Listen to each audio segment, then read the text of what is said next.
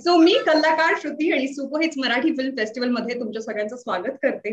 आज हे panel discussion जे आहे ते आहे about future on OTT platform.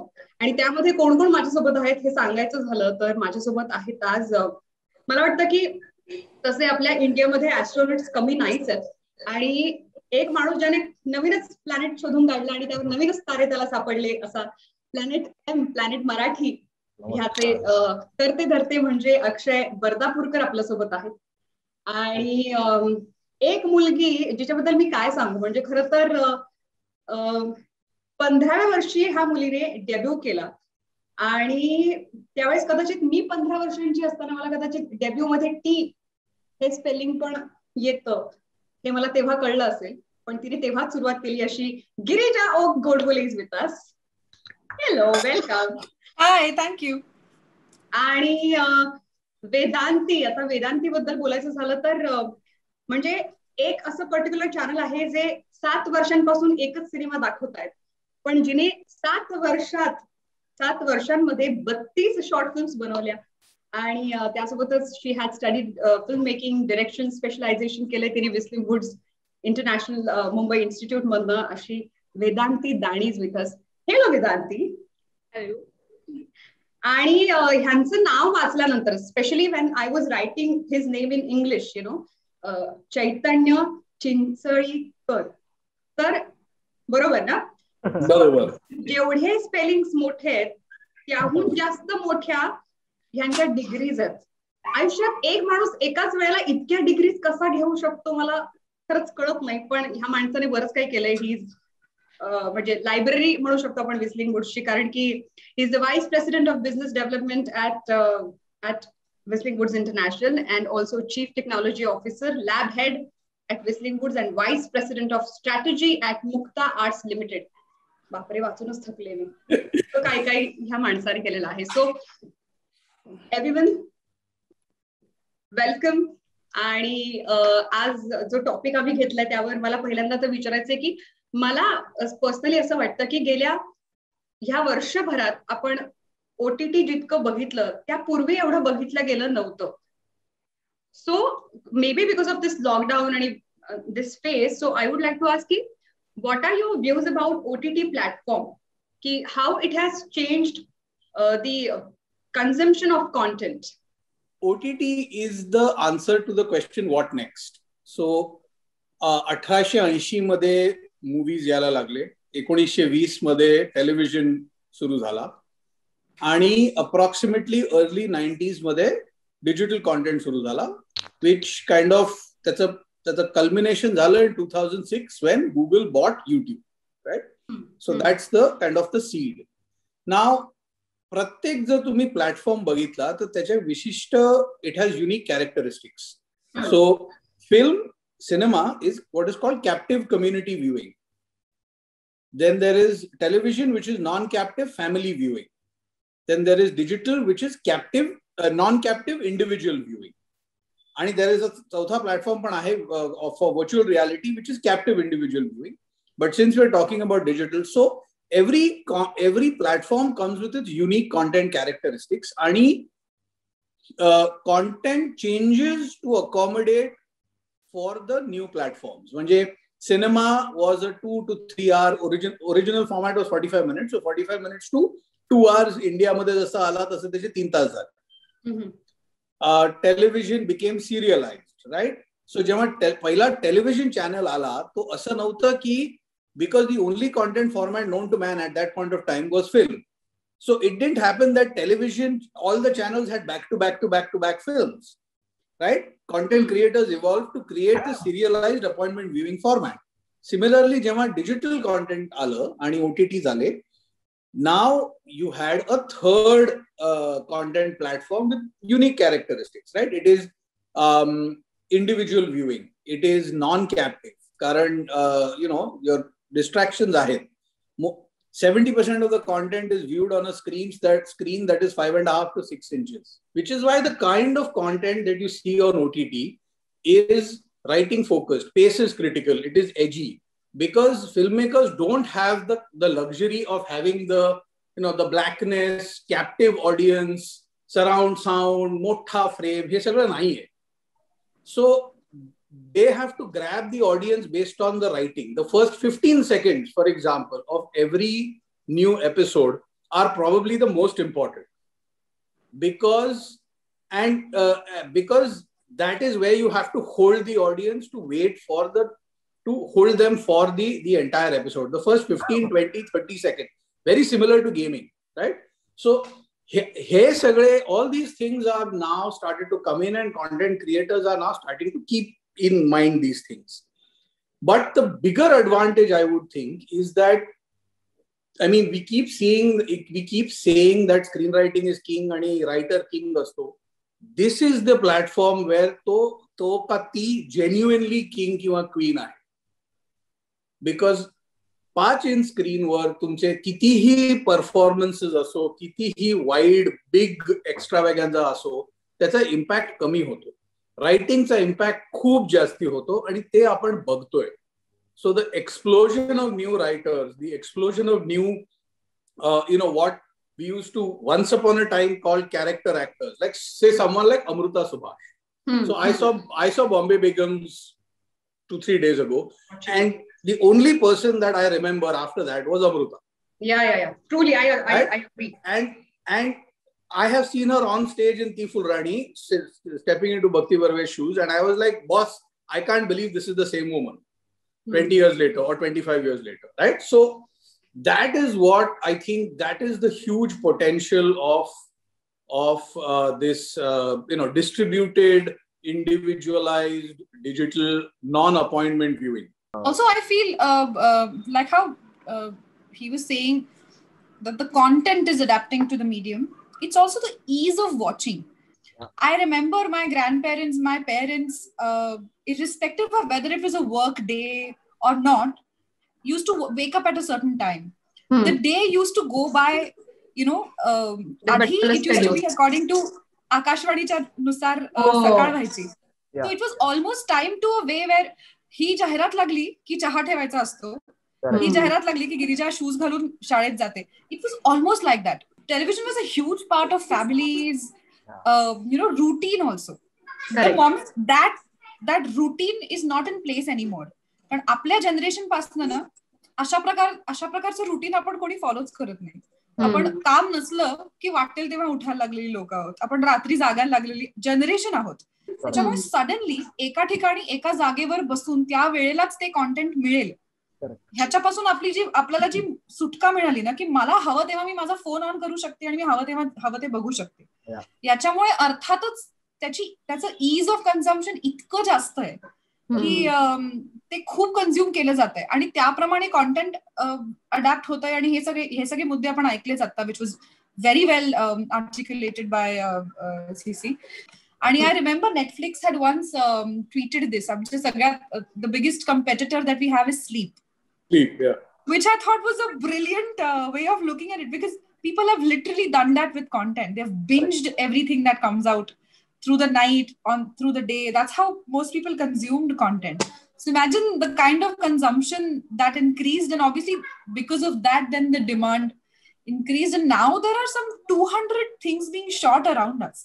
And it's crazy the amount of OTT work that is happening. Great, but at the same time, do we really have so many people consuming it? Is also a question that slowly this medium will have to start answering. I just want to add one thing. So Girija ji bolli na, it is absolutely true. Like in Whistling Woods, for example, जेव्हा लोक येतात आणि parents or even students ask, what is industry looking for? So, I mean, it's a cliche line, but it works and it's true. People are looking for writers not from Pali Hill, but from Pali. Not from Malabar Hill, but from Malabar. Right? So you need rooted content creators who are rooted, who will write the content that comes to them, who have lived experiences. And it's not just Indian. Globally, if you see, right, one of Netflix's most successful shows is a show called Roma, which is about so somebody who's not lived that experience can possibly not make that kind of content, right? And dusri goshti which Girija said, which makes sense, and there is where I would actually like to disagree with her, but it will be a positive disagreement, because See, as of now, only 450 million Indians are on broadband. Right? We have 1.3 billion people, approximately 80% of who will at some point of time reach be your internet viewing audience. We are the world's largest free internet using country, second largest internet using country. So over the next 5-6 years, you will have 500 million new people get onto broadband. 500 million is the population of US plus Brazil put together.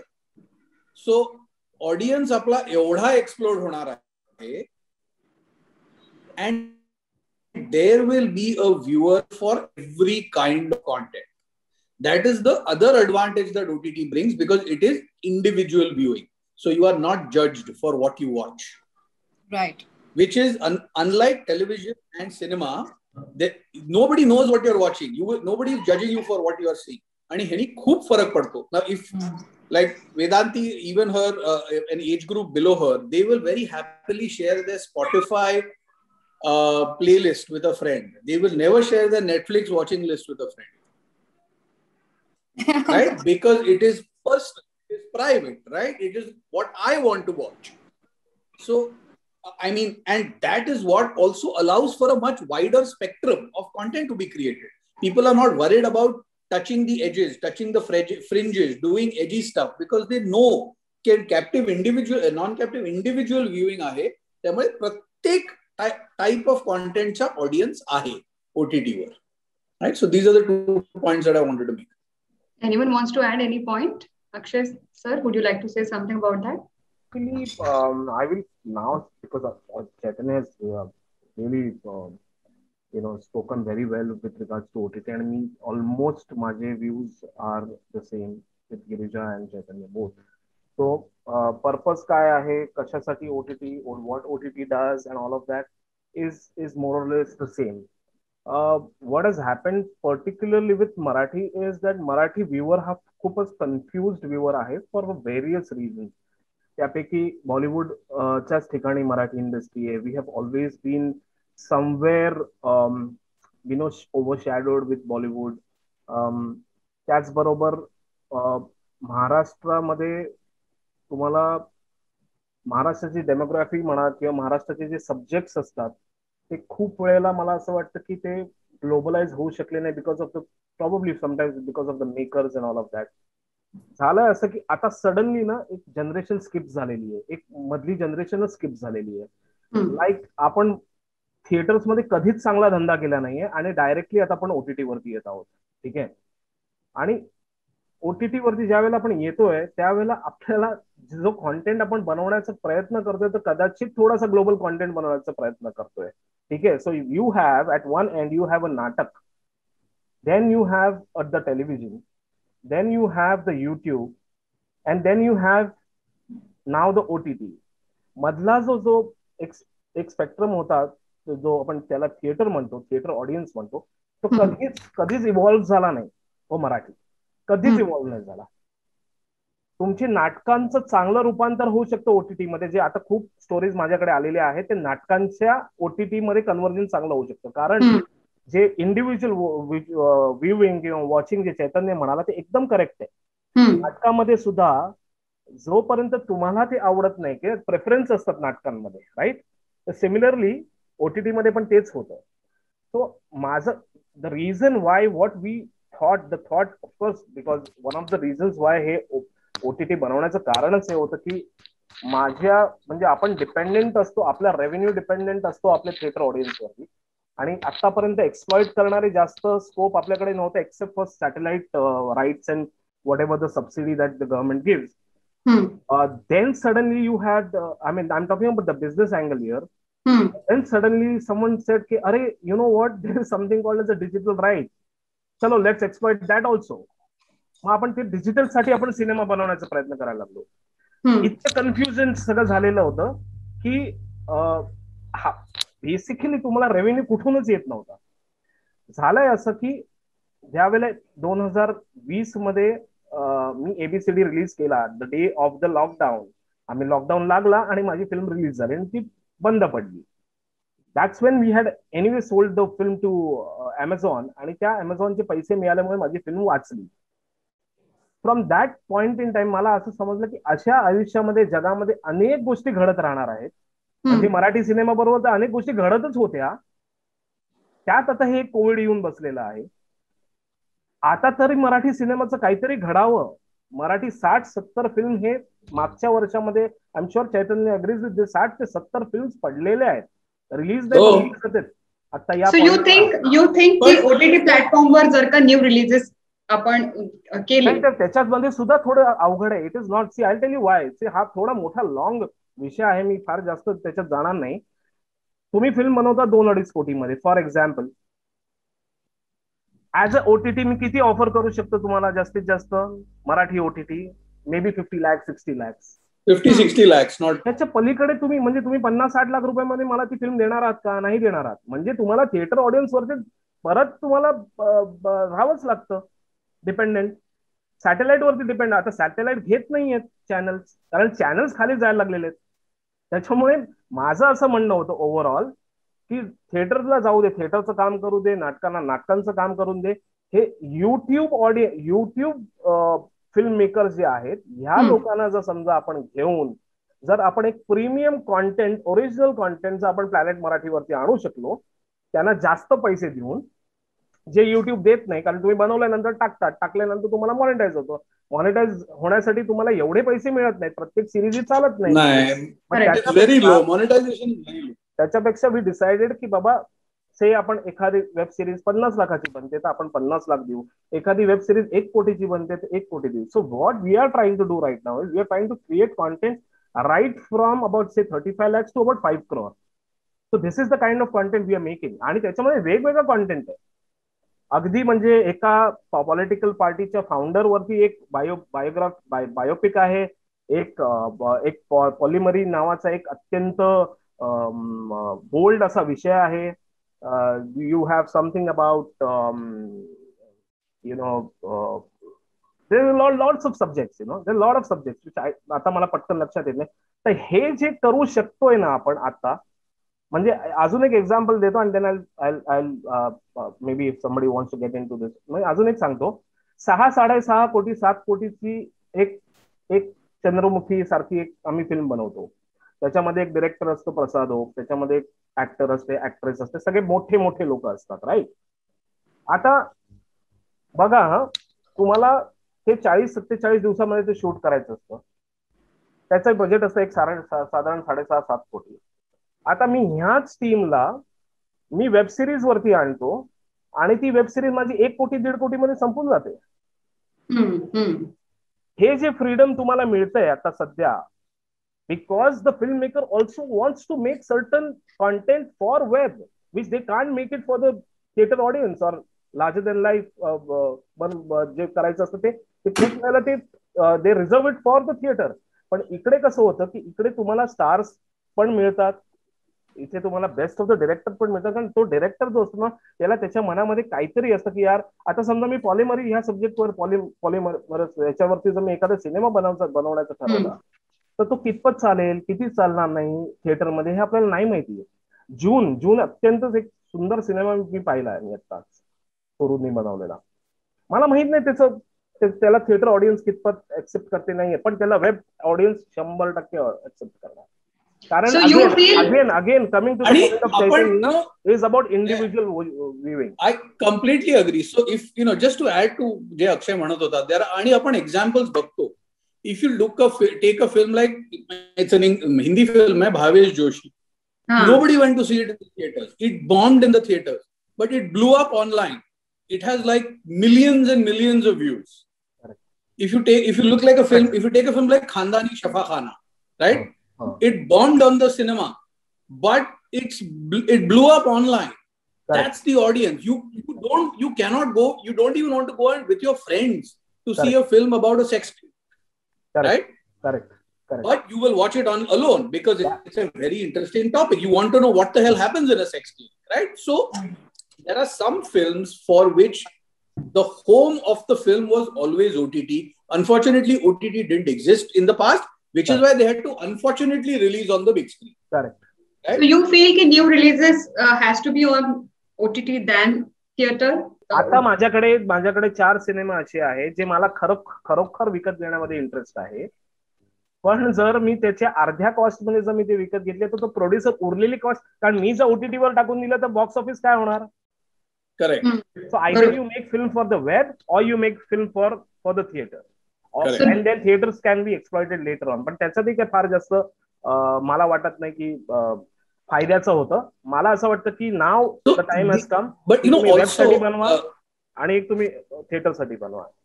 अच्छा, so you मीन की directors has to decide की हा cinema आपण थिएटरमध्ये release करणार आहोत की हे आपण फक्त OTT साठी बनवणार आहोत, राईट? आता सिम्पल सांगतो की जर मला मी समजा 2 कोटी देतो एखादा वेब सिरीज बनवण्यासाठी, you never know, Netflix will pay for the same subject 20 crore rupees. Yes, that is what I'm saying. Okay. Right? So it has to be a global concept. It has to be something that can travel well. Do you think OTT it's star driven or actor driven? Karan, for example, I'll tell you because Amruta Subhash, it is right. Neither story driven. Ideally, everything is story driven or should be. Progressively, but do you think OTT is creating new superstars? I will tell you one thing. I will tell you, Shruti. Do you know? I don't know. I was going through some interview or paper article ज्याच्यामध्ये आता बॉलिवूड वाले जे खर्च करत होते like the Red Chillies and Shahrukhs and Dharmas of the world, now they don't even go out and do big hoarding promotions and paper promotions and all of that. They venture themselves out. They will talk to, if Gireja has 5.1 million subscribe whatever followers, they will talk to her and say, hey, here's a poster tag. So the world is completely moving now. त्यांनाही खर्च करायचा नाहीये आता. आणि मला असं म्हणायचंय की जिथे शाहरुख खान, सलमान खान किंवा ह्यांच्या ज्या काही फिल्म्स आहेत त्याच प्लॅटफॉर्मवर अमृता सुभाष, अतुल कुलकर्णी किंवा मराठी अनेक कलाकार दिसत आहेत. सो यू थिंक की OTT is creating new superstar? As in मला असं म्हणायचंय की regional cinema, like for example Harshad Mehta आपण वेब सिरीज बघितली ज्यामधला तो प्रतीक गांधी ऍक्टर तो गुजरात मधला सुपरस्टार आहे. पण त्याला आता जेव्हा त्याने हर्षद मेहता केली त्या दिवशी मी त्याचा इंटरव्ह्यू बघितला. ही सेट की त्या दिवशी त्या रात्रीतनं त्याला इतके कॉल झाले की आज तो हिंदी बॉलिवूड मध्ये तो काम करतो. He is already popular. So do you think that OTT is creating new superstars? OTT is not creating new superstars, Shruti, because see OTT चा काय होतं माहितीये का, you also have to see the number of platforms and the number of shows coming. Okay. There was a time when Radhika Apte was in every Netflix show. She's not right now. There is a time when an actor, Pankaj Tripathi, was doing so much work, which is not happening right now. There was a time when Rajpal Yadav was doing work. There was Saurabh Shukla. या सगळ्या लोकांच्या ना एक असा काळ आला आणि मग सो मोर देन आपल्याला I think it's time that with the help of OTT we move out of the superstar culture. It's time that we go over it. Thank God for the likes of Rajkumar Rao and Vicky Kaushal and Ayushmann Khurrana. The trend is changing. My point is, you have to put out good content. It cannot be about one person and two people. Vedanti, would you like to say something? कारण आम्ही सगळे Vedanti, please say something. Please तुझंही मत आम्हाला हवंय.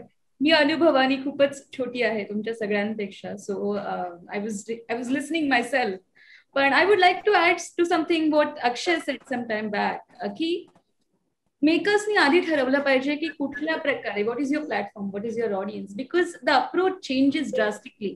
उद्या मी एक फिल्म कॅन मध्ये घेऊन फिरत असेल which is short for theatre, too many long takes, long shorts, the pace and rhythm works differently completely. So it's essential for the makers to know who is going to watch the film and how, on what platform. So 5 inches cannot be competed with the big screen. नाहीच होऊ शकत. तुम्ही त्याच्यासाठी केलं असेल तर ते खूप बोरिंग होणार आहे. And vice versa, if you have shot something for digital and you have all the mid close-ups and close-ups and mid shots in it, it's तुम्हाला असं वाटेल की तुम्ही टेलिव्हिजन शो स्क्रीन करताय थिएटरमध्ये. So both ways. So that clarity is important, which I am also seeking myself right now at the moment. पण at the same time as you said की की हे डिरेक्टरने ठरवायला पाहिजे की आपण कोणता सिनेमा कुठे आपण रिलीज करायचा. डिरेक्टर कलेक्टिव्ह मेकर्सनी एव्हरीबडी. ओके, सो कधी कधी असं होतं आता, कारण OTTवर खूप फ्रीडम आहे कॉन्टेंटचं, त्यामुळे त्या फ्रीडममुळे पण स्टोरीची गरज आहे, कॅरेक्टरची गरज आहे, म्हणून खूप बोल्ड सीन्स इन्व्हॉल्व्ह केले जातात. खूप म्हणजे लँग्वेज पण इनफॅक्ट बऱ्याचदा बॅड वर्ड्स असतात. तर मग असे पण सिनेमा आहेत की ज्यामध्ये हे बॅड वर्ड्स वापरले गेलेले नाहीयेत. तर अगं पण आता हे कसं होतं ना श्रुती, म्हणजे सॉरी मी तुला मध्ये थांबवते, पण आता तुम्हाला जर एवढा मोठा स्क्रीन दिला तर तुम्ही राजवाडे दाखवा, तसं असतं ना. तुम्ही दुबईत गेला शूटिंग करायला, प्रत्येक माध्यमाचं ते थोडंसं काय म्हणतात त्याला, पण पूर्वी नाही, दोन फुलं एकत्र आली की आपल्याला कळायचं की हे काहीतरी होणार. आणि मग नाही, मी त्याच्याबद्दल म्हणत नाहीये, मी तसं म्हणत नाहीये. मी असं म्हणते की तुम्हाला जे माध्यम जो फ्रीडम देतो त्या फ्रीडमला काही लोक एक्सप्लॉइटच करणार. तुम्ही काही म्हणलं तरी ते होणारच. त्यातली काही लोक एक्सप्लॉइटेशन कडे जाणारच. मग आता OTTवर सेन्सरशिप नाही ना, दाखवा, हे तर होणारच. मोठा स्क्रीन आहे ना, दाखवा समुद्र किनारे, दाखवा महाल. हे इन अ वे हे एक प्रकारचं एक्सप्लॉइटेशनच आहे ना. कोणाला बघायचंय ते सगळं? त्यांनी तुमच्या गोष्टीला, तुमच्या सिनेमाला काही व्हॅल्यू एडिशन होते का ह्याचा विचार न करता आपण बघितलेत की नाही आतापर्यंत अनेक सिनेमे ज्यामध्ये उगाच मल्होत्रा साहब की हवेली म्हणून काहीतरी लार्जर दॅन लाईफ दाखवायचे खूप प्रयत्न, किंवा ह्या माध्यमामध्ये हे दाखवूच शकत नाही म्हणून नवरा बायको पण एकमेकांना नमस्ते आणि एजी करतात. हे पण आपण सिरियल मध्ये बघतो. तेव्हा ना खूपदा असं वाटायचं की just because of the presence or not presence of strict censorship or the fact that you are doing this for this medium or not, तुम्ही रियालिटी कडे कसंही बघू शकता ना, because of the so everybody has always seen things or shown things in the most convenient way possible. इथे it is very convenient to show everything. त्याच्यामुळे अर्थातच आपण एक गिअर टाकून जी गाडी रेमटवली ती ते होणारच होतं. पण again we are coming back to making sense of what. So मी जेव्हा स्क्रिप्ट वाचते एखादी OTT साठीच्या कार्यक्रमाची, तेव्हा मला हा प्रश्न खूपदा पडतोच की इथे का कपडे काढलेत या मुलीचे, किंवा इथे का हे दाखवतायत. आता ते कसं झालं माहितीये का, आता दाखवता येतंय ना, दाखवा, असं झालंय थोडं. जर तुम्ही धारावी दाखवणार असाल आणि धारावी मधनं दोन असे एकदम टपोरी टाईप मुलं बाहेर येतात आणि टोपी उलटी घातलेली आणि शूज बीज एकदम टकाटक असे बाहेर येतात आणि एक दुसऱ्याला म्हणतात हे मूर्ख माणसा, कसं वाटेल ते? तो धारावीतला आहे का? धारावीतला आहे ना तो मूर्ख नाही बोलत, तो त्याची भाषा बोलतो, हो की नाही? सो आय थिंक मला असं वाटतं ह्या काही गोष्टी आहेत ना, जे गिरिजा म्हणाली ते बरोबर आहे की तुम्हाला आता फ्रीडम मिळालेला आहे. तो फ्रीडम आता कुठे फ्रीडम, आता हळूहळू गोष्टी बदलत चाललेल्या आहेत. सेन्सर आय थिंक मला लागू होत आहे ना सिटीला पण. On the whole censorship bit, right? So I don't believe the concept of censor should exist. You should put age restrictions and then leave it at that, right? Absolutely. So it is not your discretion. Correct. It is not the filmmaker's problem to solve the law and order problem. Absolutely. The fact that parents allow children to watch underage content or theaters allow children into films that they're not allowed to watch is a law and order enforcement problem. Absolutely. Why are content creators being asked to solve a law and order problem? The law and order people should solve the problem. Content creators should make the content. Somebody should say, this is for 13, 15, 17, 18, 19, whatever, right? And leave it at that.